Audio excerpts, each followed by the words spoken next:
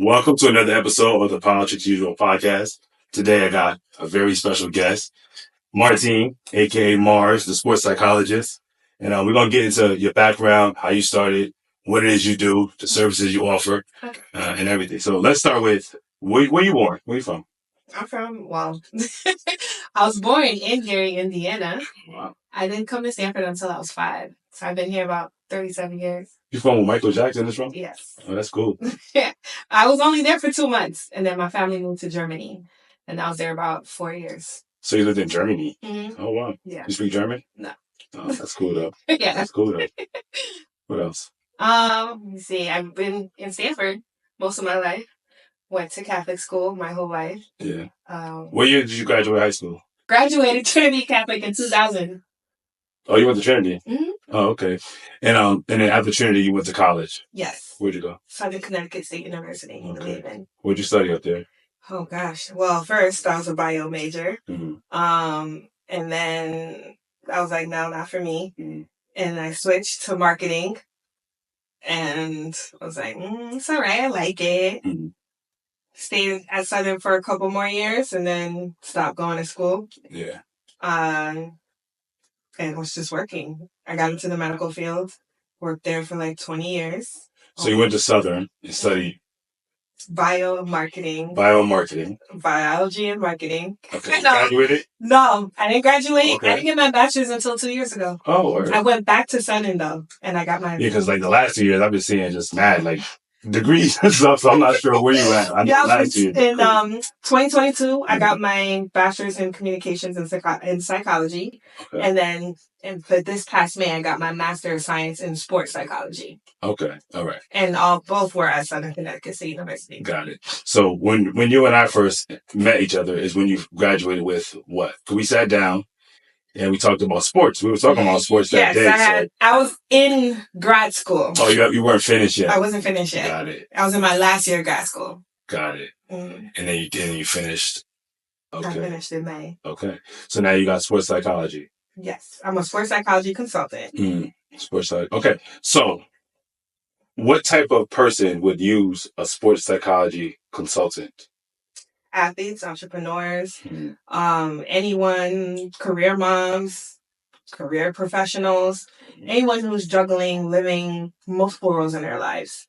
And they feel like maybe they don't really have a self of identity because they're in and out of different roles. The perfect example I give are moms, especially moms who work. You're a mom, you're an employee for someone, or you might be an entrepreneur. You're a wife. So you have multiple hats. Also, wives of sports people and all types of things. Anything tied into sports and the psychology of sports. Yeah. Or just businesses. Corporations use sports psychologists as well to come in and do team building exercises, discuss leadership roles, how to be a good leader, or even how to follow the lead of a leader and grow in your own personal way. Right. So I know you had worked with a school. You and I, with Mike at Full Court Peace, you went to the school. Yes. What was that? New Canaan? Norwalk. That was Norwalk? Yeah. Okay. So what was that work like? What did you guys do in there when you went over there to work with the... So I kept it simple. It was, I believe 7th grade girls. Mm-hmm. So I had them sit in a semicircle, and I sat, right in front of them. And I said, this is an open forum. Ask me anything you want or express anything you want. This is no judgment-free zone. No one's going to judge.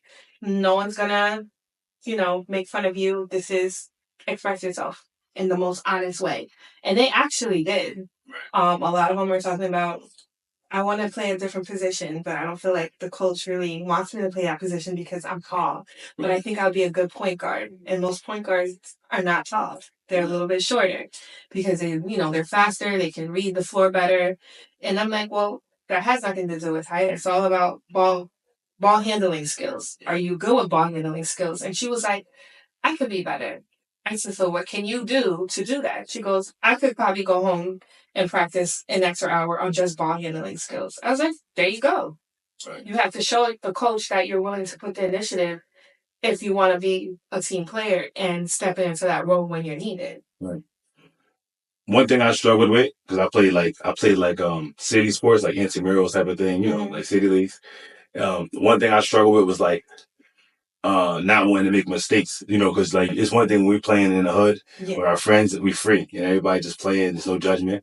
But then when you get on that floor, the people are watching you. Yeah. And so we used to all be really nervous about like shooting air balls or whatever. And you thinking about it so much, you actually will be terrible. Yes. And that was something I struggled with my whole like as a young kid. And then when I got into high school, like I had a lot of components that probably could have let me play basketball, but it was lack of confidence on the floor, and it was also the guy who was coaching the high school team at the time. He was also the African American history teacher, and so while I'm in that class, I'm challenging him all the time because he's a white guy teaching African American history. And I'm challenging his ideas. I'm like, bro, that's not what I was taught. That's not what I learned. And that would frustrate him. He would throw me out the class every single period. Like I'm always thrown out the class because I'm challenging him. I remember one time he was talking about things that originated in Africa, that came over through the slave trade. And he was just talking about, ivory, gold, the things that we all know. And I was just saying like watermelons are indigenous to Africa. Like they're not indigenous to here. And, he kind of like laughed me out the class. Like everybody was like, "Oh yeah," he's like being sarcastic. The whole class, he's like, "Yeah, and watermelons, right, Mike?" Like trying to clown me, know. And I'm like, "All right." So this back in the day, when you got to like type up and print stuff. So I go home, I print up all the information about where where watermelons come from, and I slip it on his desk. And I get there, he looks at it and just throws me out the class. So I knew he hated me. I'm like, this dude don't like me. I have no chance, whether I'm good enough or not. Like I have no chance to get on this team. But I think that lends to sports psychology because that was my mind working. You know what I mean? I still could have went and tried and maybe tried out or whatever. Maybe it would have went a different way. It would have probably went a different way. I was already defeated. I was like, this dude, there's no way he's going to ever select me for the team the way he's throwing me out this class every single day.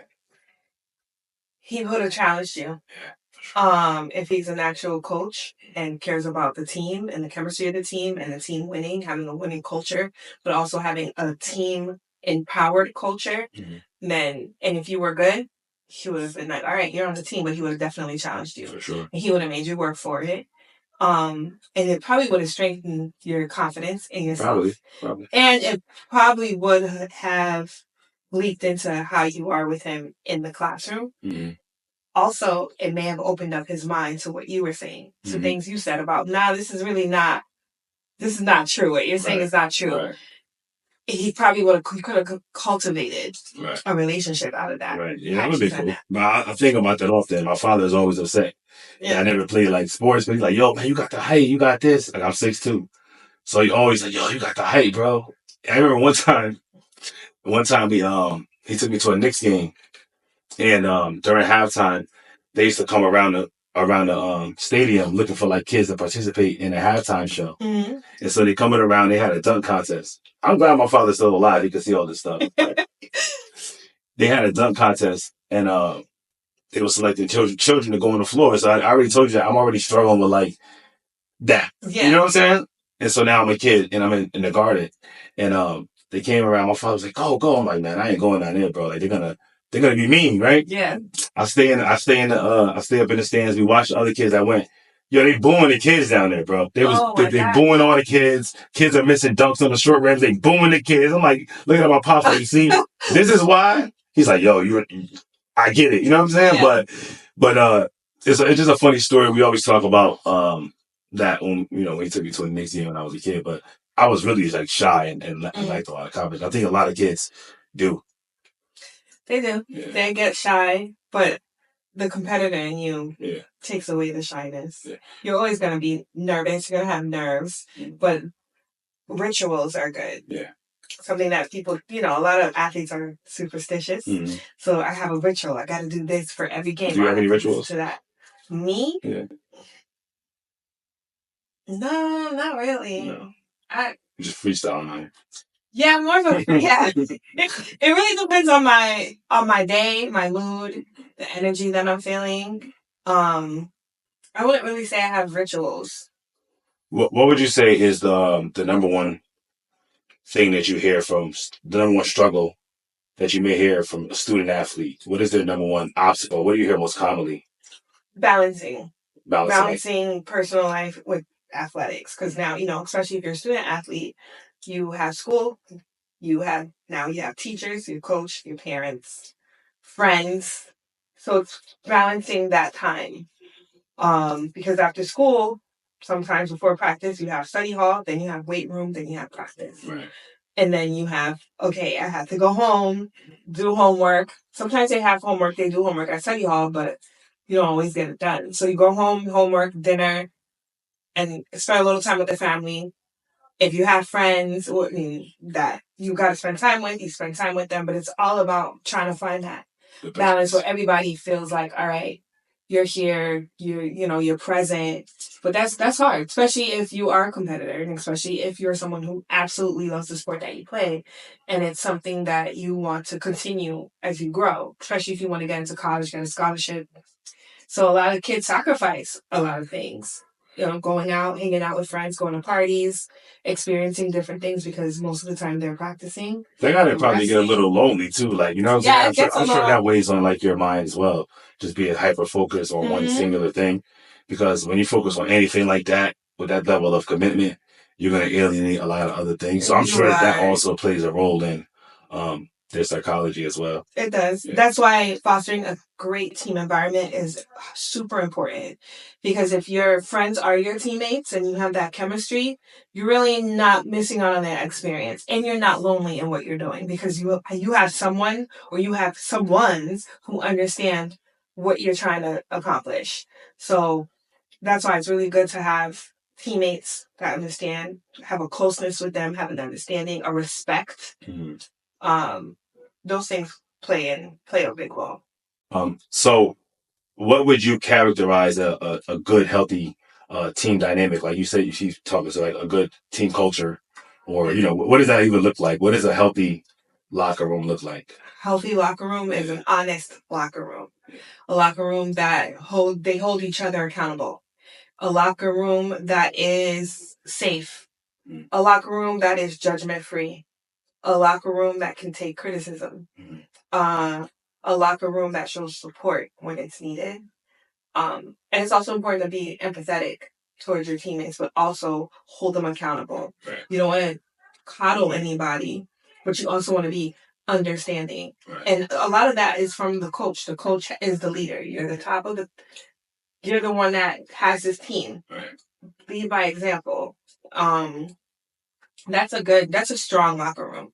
A locker room that fosters family, friendship, responsibility, faith, if they're believers of God. Are you familiar with like A.B. Johnson? They say he used to I think it was A.B. Johnson, was praying in the locker room with Mark Jackson?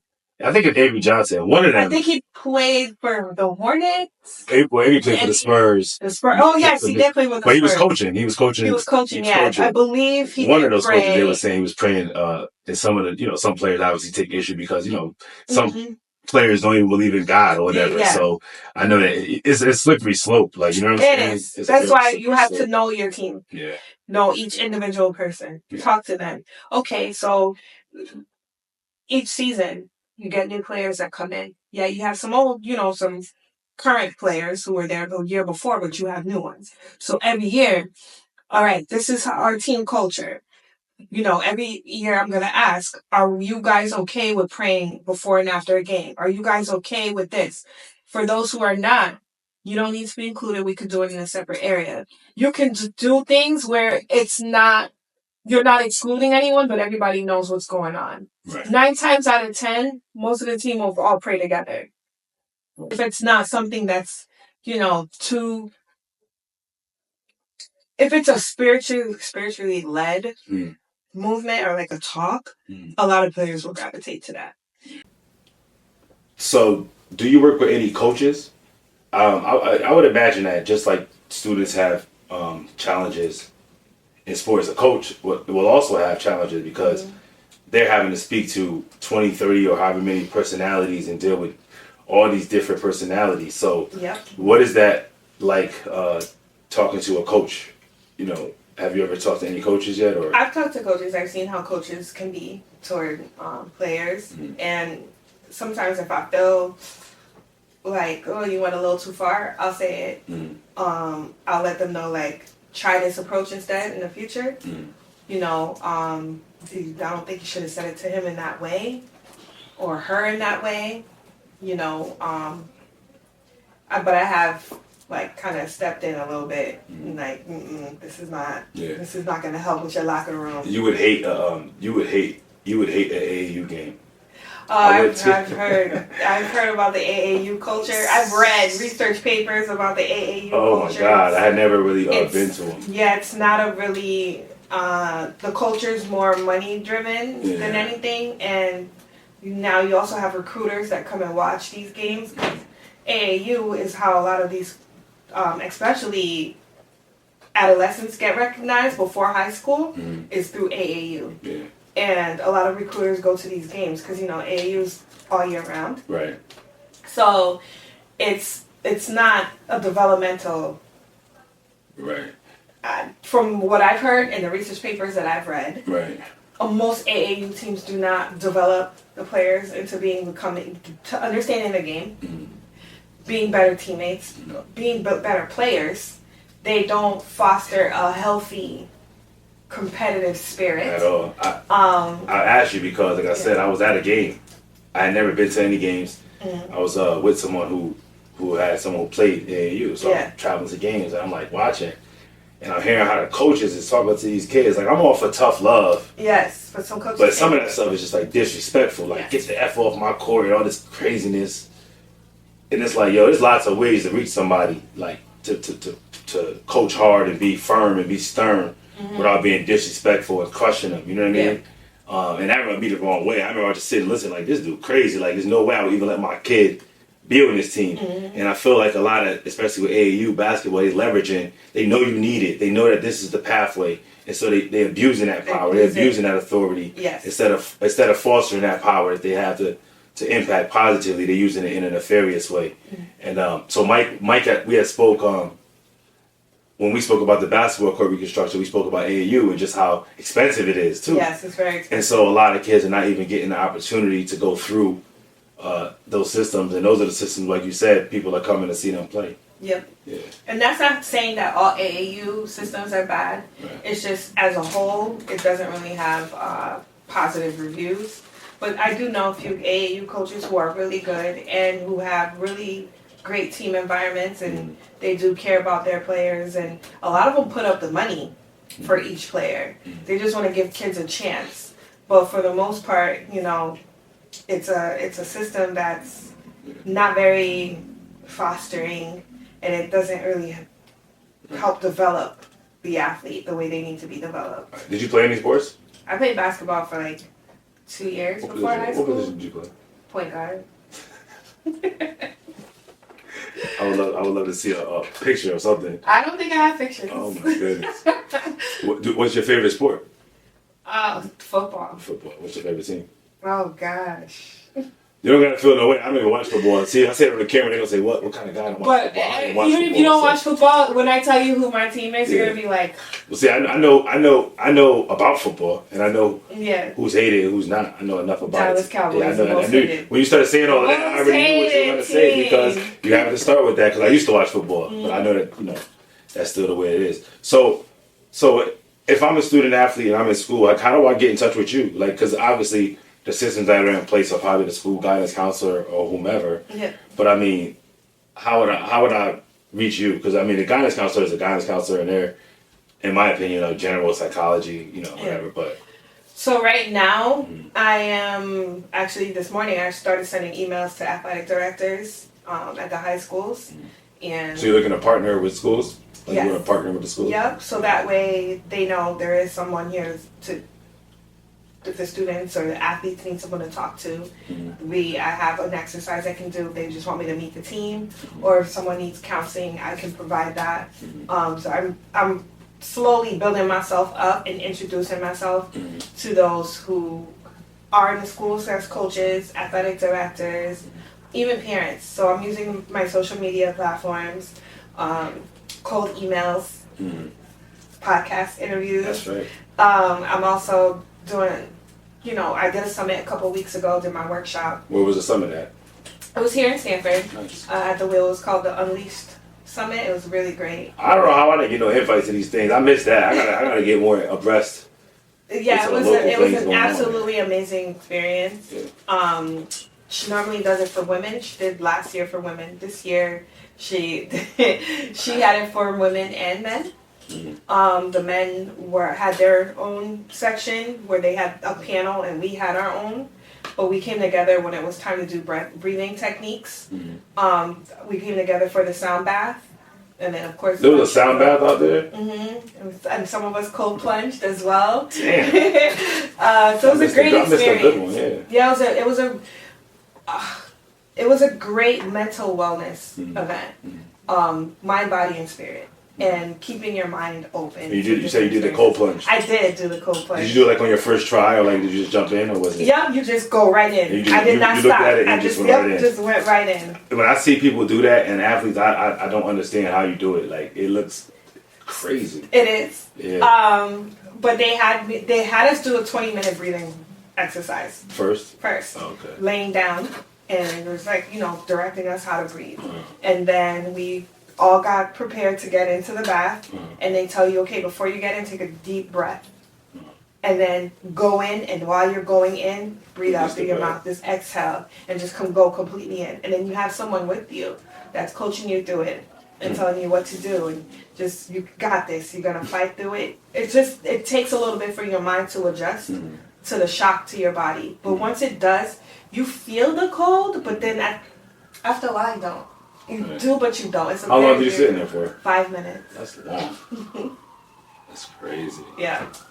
It was an amazing experience, and I'm going to do it again. No, that's cool. So what else have you done in this field so far, as far as, have you accomplished, or what are you looking to accomplish more of, or what do you want to do? So far, I've done some workshop exercises with the University of New Haven. I've done my workshop. It's called the VI Plan, Vision, Invigorate, Best, and Empower.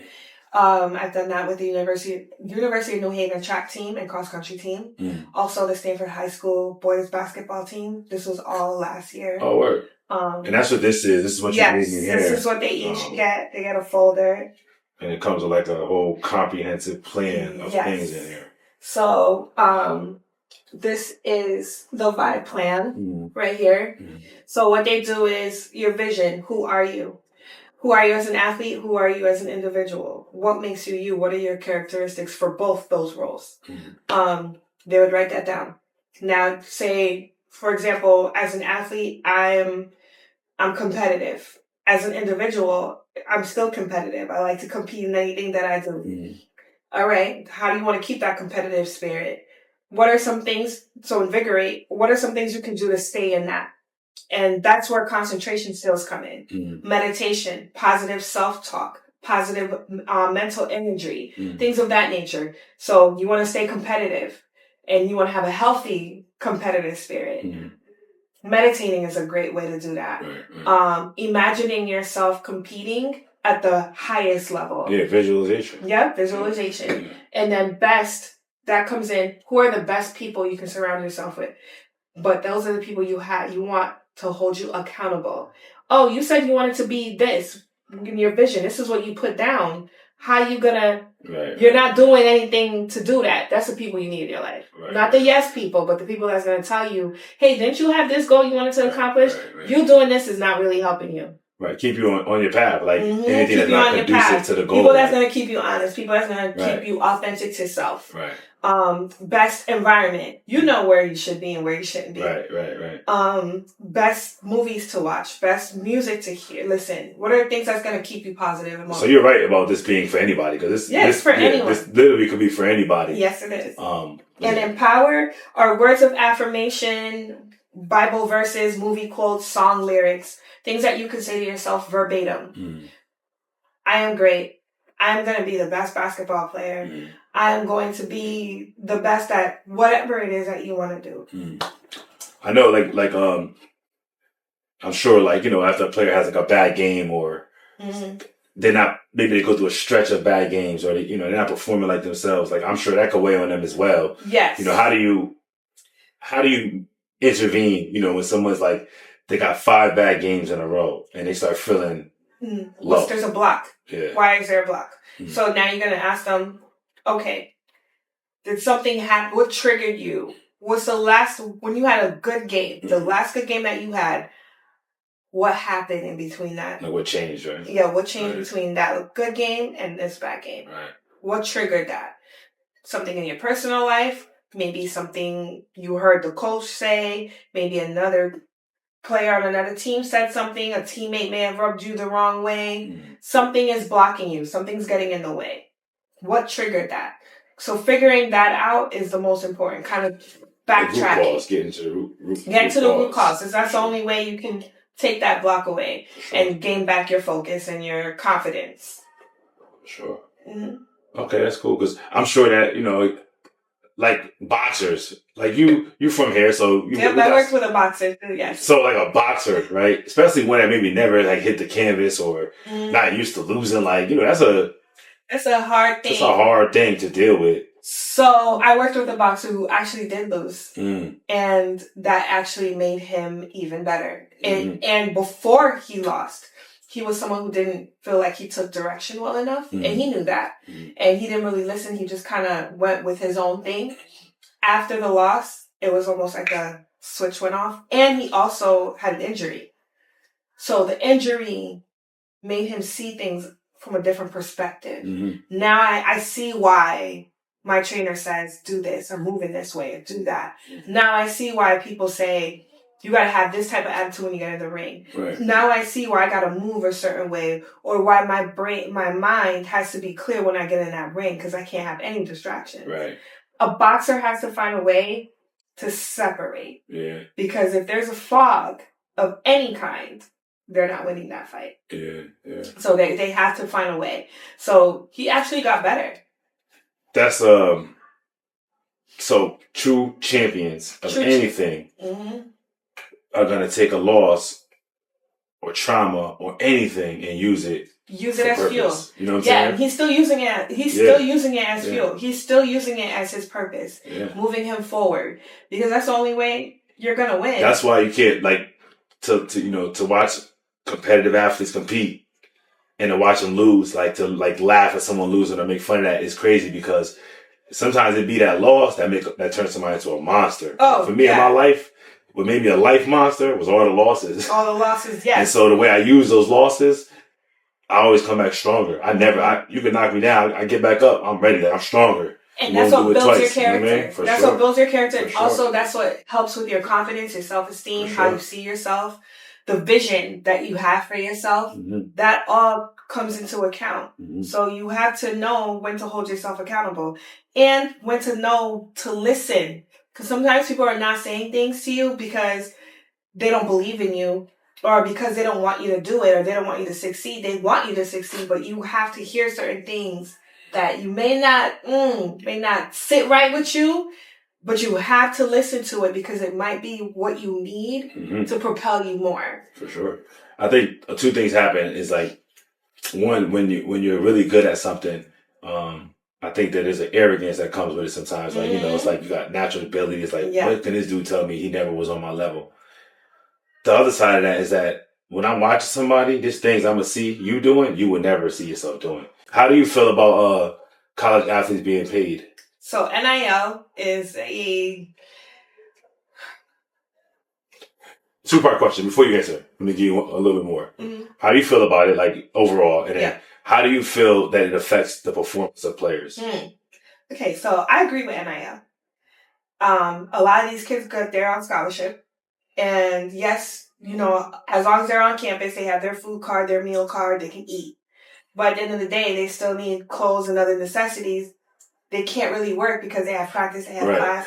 They travel away for games and all that. Now, if a kid is great and people are buying his or her jersey, why not get a piece of that pie? For sure. It's only right. Now, what I will say, if you're going to get an NIL deal, I believe that there should be a clause. This is how much of an allowance you're getting from this NIL deal. Once you either become a professional or once you graduate from college, or if you withdraw for whatever reason, you can get the rest of the money in a lump sum. But I feel like giving it to them in bulk, depending on the athlete, can be detrimental. We have not really seen that yet. A lot of them are actually using their money for good. Flowjack just bought like 20 acres of land. You know, a lot of them are actually giving back to the community.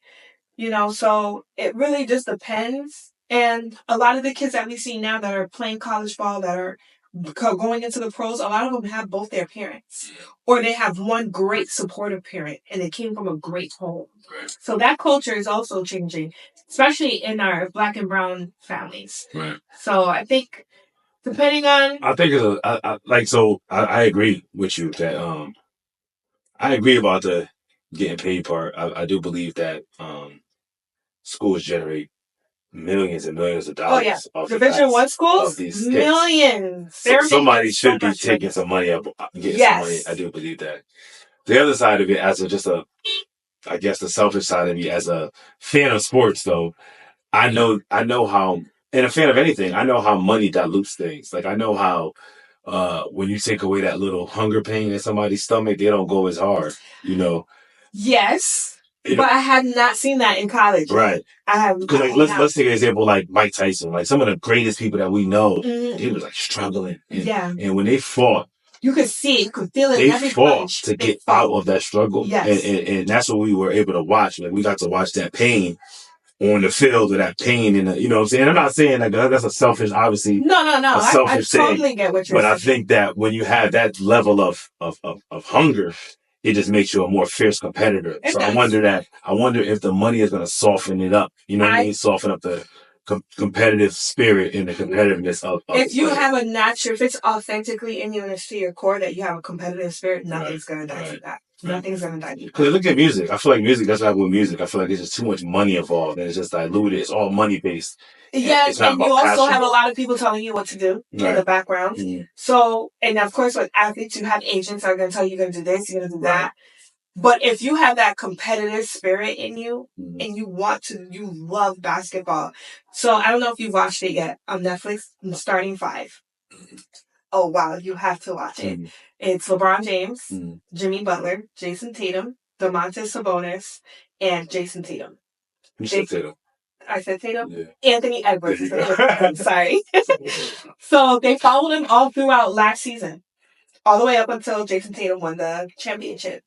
And you see the ups and downs that they go through during the season. In each one of them, not once have you seen a hunger go away. Except for maybe Jimmy Butler, because during the season his father died. Yeah. So at that point, basketball he didn't really, but when his team needed him, he was there. Yeah. He played well, but he said it. Basketball was the last thing I was thinking about. I think Jimmy Butler always exhibits that, though. Like, he is all basketball. I've never seen Jimmy Butler like not show up. In my opinion, no, whether he has a good or bad game, he tries. Yes, he tries. He will throw his body to the wolves if he has to. So I think if we continue to have players who show that fire, that intensity, that hunger, still, those coming up after them, they're gonna want to emulate that. Like, we need those players that want to win again. Yeah. Like for instance, I knew things changed when I would watch the All-Star game, for instance, the NBA All-Star game. I watched Jordan play in the All-Star game.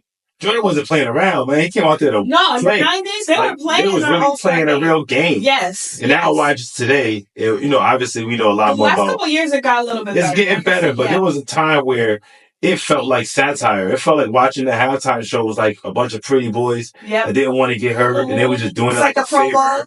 Yeah, it didn't feel competitive at all. Yeah. Dudes is like manager defense. It was just a different feel. And so I just wonder if the money sometimes ruins that competitive edge, Could depend. Yeah. But it could also be, again, you have agents, you have coaches in your ear. Hey, we're making a playoff push. Yeah, it's like, I need you to not hurt yourself during All-Star. I need you to relax. Crazy. But on the flip side of it, I need you to stay competitive. I need you to keep that momentum. Right. Because All-Star break is about a week that they have. I need you to keep that momentum going. Right. I mean, for the past 2 years, the games have been really exciting, and the players are actually playing. Yeah, they're actually playing, and they're taking it seriously.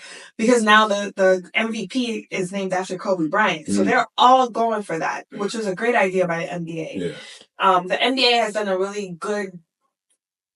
They've done a really good with keeping their players motivated, keeping their players wanting to play, keeping the players happy in a lot of things that they do. I mean, of course, they're not going to make everyone happy, but they're making things better.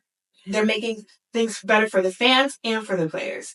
So, I mean, for college kids that are getting paid for NIL, I haven't seen the hunger go away, like, at all. It's good. You know, I think Juju and Floja and Paige, is it Paige? Yes, Paige. They all have NIL deals, but you're gonna see. You're gonna see the fire. I hope so. No, you're gonna see the fire, and I feel like since NIL got introduced, college basketball has become more intense. Yeah. It's more like it's so exciting to watch because now I want to play at my best. I want to play at a high level because if I can't make it to the pros, at least I can make a little money here and there if I'm putting up the points, putting up the stats, putting my name out there.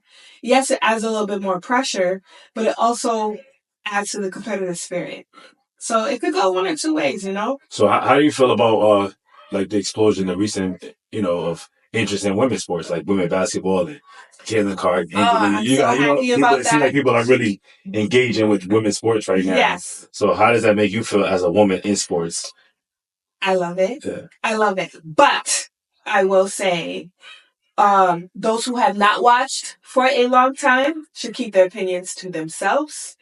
You know nothing because all you've watched is men, and women's sports is a little bit of the culture is a little bit different. Especially when it comes to the players, the Angel Reese and Caitlin Clark pinning them against each other and making certain comments, and there's mostly people who just started watching women's sports that were mostly commenting. So, but aside from that negativity, I love the fact that, seeing men on social media comment about women and how they play and all that stuff and how they just love it, it makes me so, so happy. So happy just to see guys reposting highlights of women's basketball. That's amazing. And little tidbit, the highest rated fan group for women's sports basketball are Black men. Oh, word. Mm-hmm. See, we support you. It's fine. How is it? Obviously you're a woman in a. I don't even know if that's but is that even true today? Is it still a male? Most sports psychologists are male. What are your challenges, or have you faced any challenges being a woman in a male-dominated space? I'm a woman, and I'm also Black, and it's a white male-dominated space. I've been challenged. Mm-hmm. Oh, what do you know? Especially if you go to an all-male locker room, it's like, you can't tell me anything about my sport. Like, what do you know? You don't play. You don't understand this. You don't understand that. But once they start having a conversation with me, you start to see like, oh, okay, you know it. I know that I have to go in there with confidence and just be myself. Mm-hmm. I can't go in. It's like a shark, or I can smell blood. Right. I can smell your fear. I can smell your nervousness. And that's what they got to realize, that you're dealing with their minds. Yes. You can talk about the sport, that's great, but you're dealing with their minds. I'm not here to say you did bad on a play, you did this. I'm not here for any of that. I'm here to ask you, why do you feel you did bad on this play? Right. Or why do you feel like you need to talk down to a teammate because a play didn't go your way? Right. Or why do you feel like you can't respect your coach? Why do you feel like you need to take over the team? Right. That's what I'm here for. I'm not here to judge you. I'm not here to tell you this is how you need to play. No, I'm here to improve how you play. I'm here to help you see a different perspective on how you play. I'm here to make you a better team player, a player that is coachable, a player that is a leader, a player that can also take a step back and be a follower if the lead changes, if that makes any sense. Mm-hmm. That's what I'm here for. Mm-hmm. So I go in with that confidence. Yeah, that's what's up. No, that's what's up. Yeah, I figured I wanted to ask you that because I'm like, you're a woman, and, I'm sure you're in these rooms and it's macho, it is bravado. Yes. Maybe you be at bars eating wings, drinking beers, I don't know. But it's like, not drinking beers, but of course, men to the left and to the right of you. You know what I mean? So I'm sure that's a challenge. So, not too long ago, I went to, I got asked to go meet someone at an Irish pub, out of all places. And it was on Thursday Night Football, and the Cowboys were playing the Giants. That's a hostile environment. So, for you. It was mostly a white male crowd. I'm like, okay. A white Irish male crowd. White Irish male crowd. Yeah. Went in. Most of the guys had Giant jerseys. So I'm like, all right. That day, I went to a networking event prior to that, so I was kind of dressed up. Normally, I would have had my Cowboys gear on, but I was dressed up, and I'm in there watching the game. Now, I'm not thinking about how I'm dressed or the fact that I got a skirt on or whatever. I'm watching the game, and I'm like, what's going on? And I'm loud. Yeah. And it got to the point where the guys at the bar turned around because they're like, who is that? And they turn around, they see little old me, and they're like, what? And at first I felt kind of like, they were just staring. Yeah. And I'm like, all right. After a while, they were like, yeah, and they were, it was one of the guys. I became one of the guys because I would be like, that's third down, or that's not a penalty, or that's a penalty, and that's a pass interference. And they're looking at me like, okay, she knows it. So it does take warming up for them, because now more and more women are watching sports, understand sports. Yeah, as you can see, most of the commentators, the sideline reporters are women, and love to see it, Black women. So it's becoming a culture. We are part of the culture now. We're here to stay. For sure. All right, so Martine, what does the next 3 years look like for you? What is your vision for this? What would you like to see, and to assist the people? What do you want to leave them with, or how can they reach you? Okay, so next 3 years for me looks like completing my doctorate. In order to be a sports psychologist, I have to get my PhD. So completing that, on my way to completing that, gaining contracts with different schools, going in, providing one-on-one services, exercises, workshops. And when I say exercises, it's mental exercises. Workshops. Also going around corporations and doing my workshops as well. Team building workshops, leadership workshops, self-identity workshops. Being hired by a professional or a college institution. So you would work with one school? I would work with one school. If I could work with one school or one college, university, that'd be great. Professional team, definitely in the next 5 to 8 years. Yeah. You just gotta keep putting yourself around it. Yeah, of course. And go to games, introduce myself to different people, go to networking events. That's what my next 2 years looks like. Reaching me can reach me on my website. So do you have it set up yet where like maybe insurance to cover services with you? Not yet. But you're going to have that eventually? Eventually, yep. So that, people's insurance, if they need your services, they'll be covered. Because when I become Dr. Martine Senecal, a.k.a. Dr. Mars. Dr. Mars, I'm sure we can't afford you out of pocket, Dr. Mars. You make like $300 an hour. Yes. So for the people who can't shell out $300 an hour but got mental warfare going on, maybe, you'll take insurance. They'll take insurance, yes, for sure. I do have a website, www.impulsesports.com. So it's MPULSE sports.com. So M, like the letter M, PULSE. Yep, no I. .com. Yes. Right. And they can go in there. They could reach out to you. They can reach out services. Yep. Cool. Yes.